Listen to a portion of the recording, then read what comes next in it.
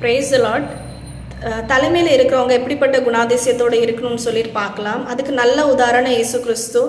ஆண்டவர் ரொம்பவே தாழ்மையாக, அன்பாக, மனதுருக்கத்தோடு, ரொம்ப அர்ப்பணிப்போடு ஊழியம் செஞ்சாங்க.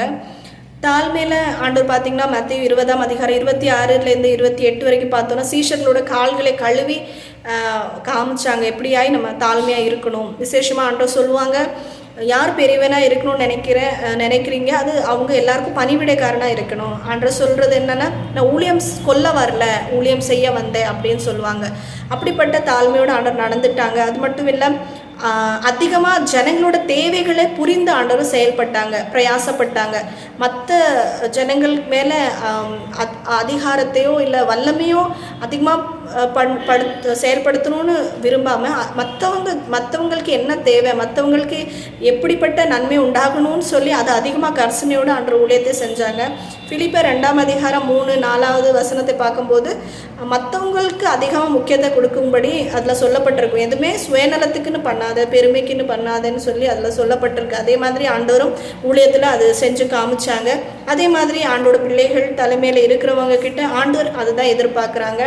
அடுத்து பார்த்திங்கன்னா ரொம்பவே மனதுருக்கம், இரக்கத்தை விரும்பி நடந்தாங்க. ஆண்டவர் ஜனங்கள் மீது அதிகமாக மனதுருகுனாங்க.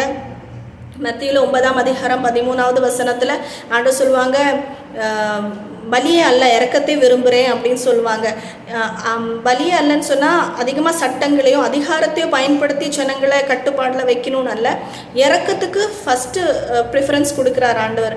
அந்த காரியம் ஆண்டோட பிள்ளைகள் தலைமையில் இருக்கிறவங்க அப்படியா இருக்கணும்னு ஆண்டவர் எதிர்பார்க்குறாங்க.